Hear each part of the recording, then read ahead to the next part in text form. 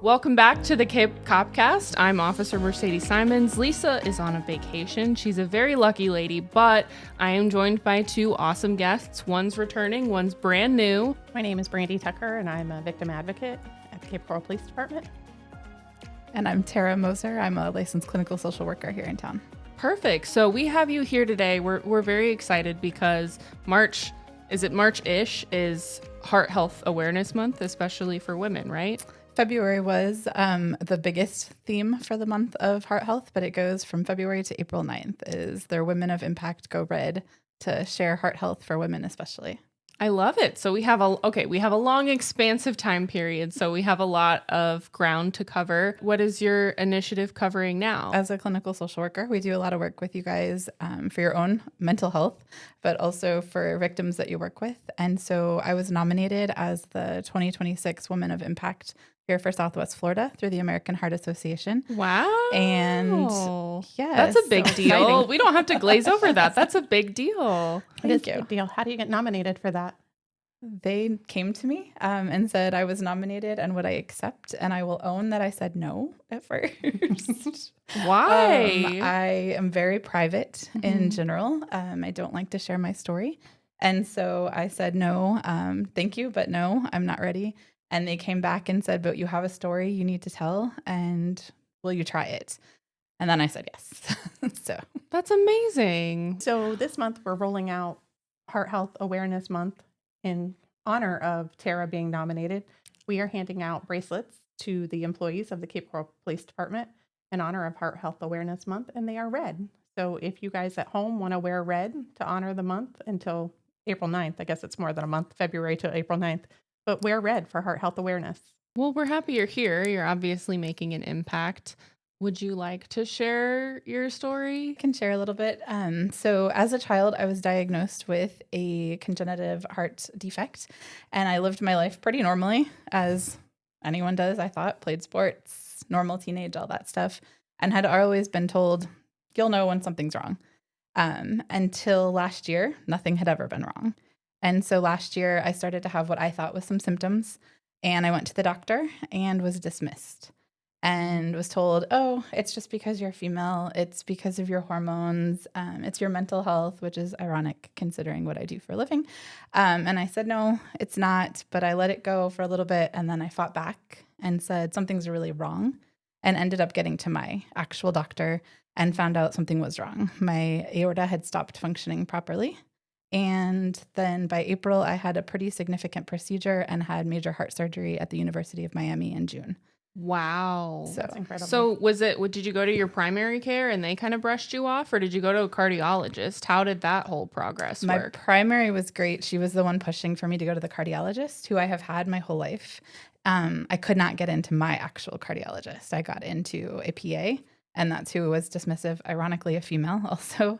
And then it was once I got to my actual cardiologist, he said, okay, we need to get this looked at. And he said, you're in a line of work that often doesn't take this seriously, which so are you guys. That's why we're here, is we all don't take our medical and mental health as well. And sometimes just take that dismissive, like, oh, okay, it's in our head.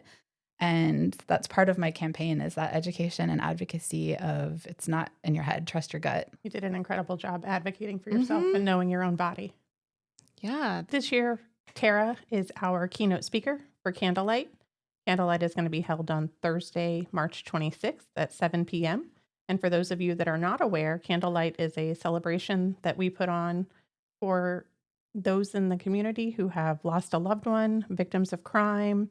They want to come together and celebrate the memory of their family member.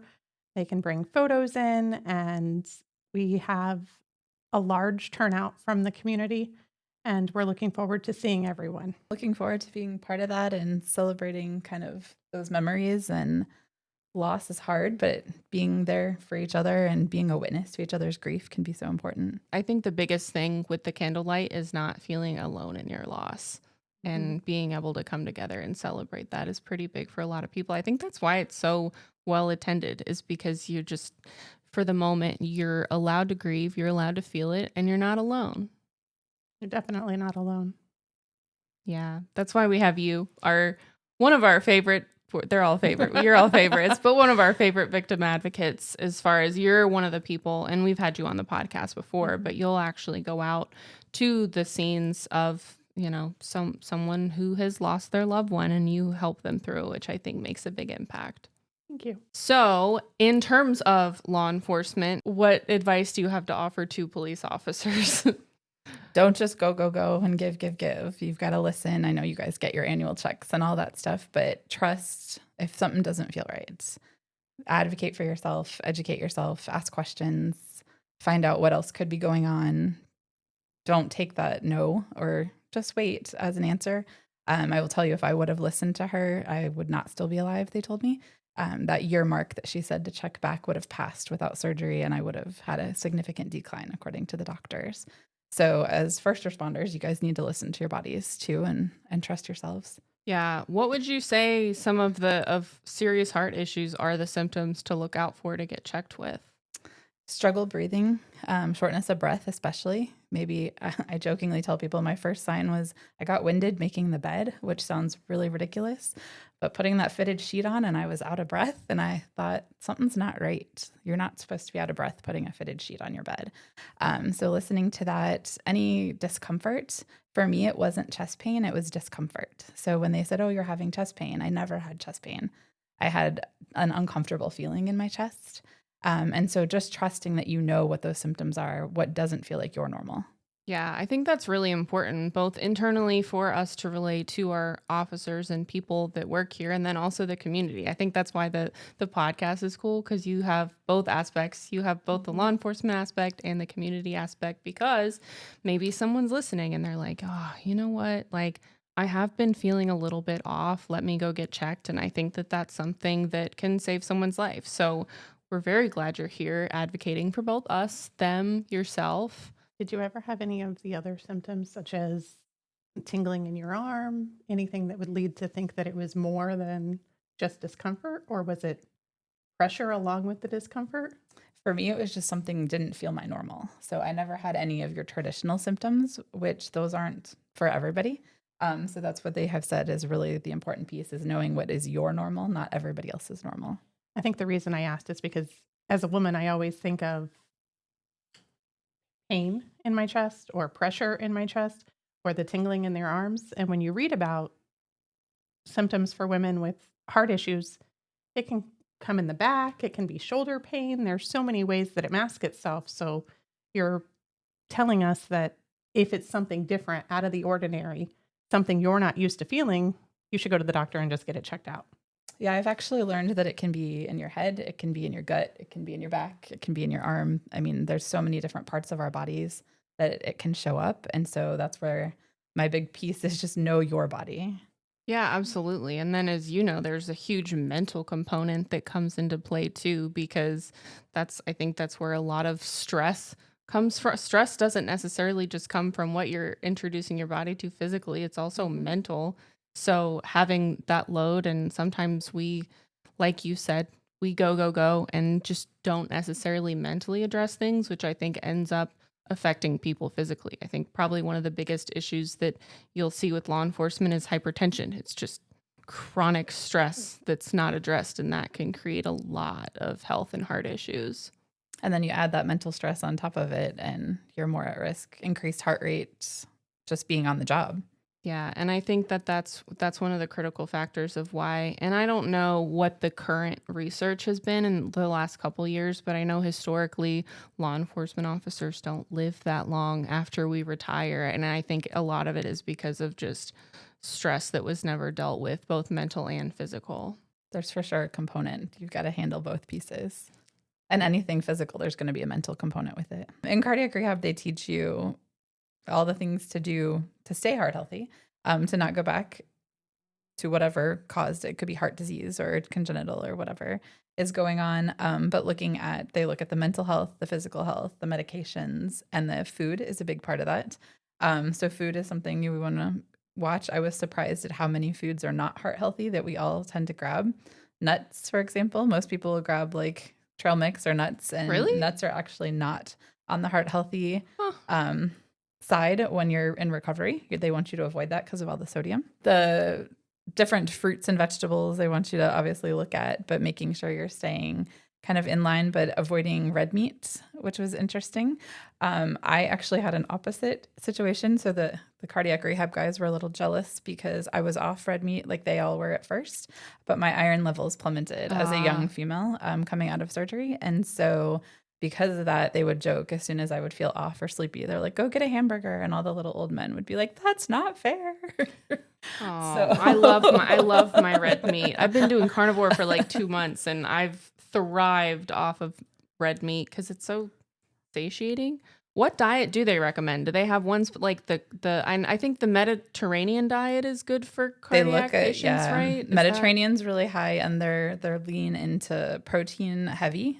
So their big thing is protein first. Stack all your meals with your protein, but lean protein. They're looking at chicken, turkey, fish, those kinds of things, and then adding the others that are the extras. Can you have seeds? Yes.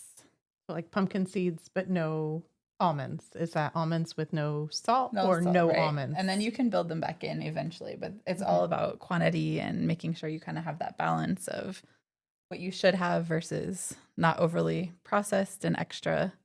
Now, is like the sodium thing recommended for just people who are currently struggling with cardiac problems or people who aren't struggling with cardiac problems? Do you know? They say both, just depending on watching your sodium levels. And so some people need extra sodium, so they'll drink those drinks like Element or those kinds of things to get. I was an addict of those. That was my like go-to those before. Are good. I think there's like a pink grapefruit Element that I love. Yeah, they cut me off of those, but those are helpful to get your sodium levels where they need to be to stay heart healthy, but then you don't want to go too far. And so a lot of it is just, again, listening to your body. Like, what am I feeling? What am I missing? How do I balance all of that? And then they just say move. You got to move, not just exercise, but like stretch, stand up, like stretch your toes, just move your body. And then what can you do to reset? So self-care, which is, again, probably something we should have talked about because you guys aren't the greatest at that either. Neither are we in mental health. We preach it. We just don't follow it. I feel like I'm being called out. But figuring out what that means, you said going for a run, that's self-care. You can hit two things at once, your physical health and your mental health, if that's something you enjoy. I do not enjoy running. So for me, that would not be the healthiest thing for me. But I like slow running. I don't like sprints. That's not my thing. I've never been ultra fast, but I can just go on a slow jaunt and listen to some music and it's pretty fun. And that's what they say. Put on a podcast, put on music, do something that connects for you, color, read. Go into nature. Nature's a big one, which we're unfortunately blessed and not blessed with the heat, but we can get out there. It's just hot. Yeah. Well, there's like a lot of good parks and trails and stuff here that are pretty covered. So don't make excuses. Find a way to make it happen, but figuring out what it looks like for you, for that personal wellness to kind of reset. What all tips can you give for mental health specifically for maybe first responders, other people in the community, just to tackle that load? So it's going to look similar but different depending on the community. Obviously, mental health is still a stigma. In first responders, it's even more of a stigma. Our office has some specializations, so we specifically target some trainings with first responders to get that extra oomph to say like, hey, we get your culture, which is something that's missed a lot with you guys.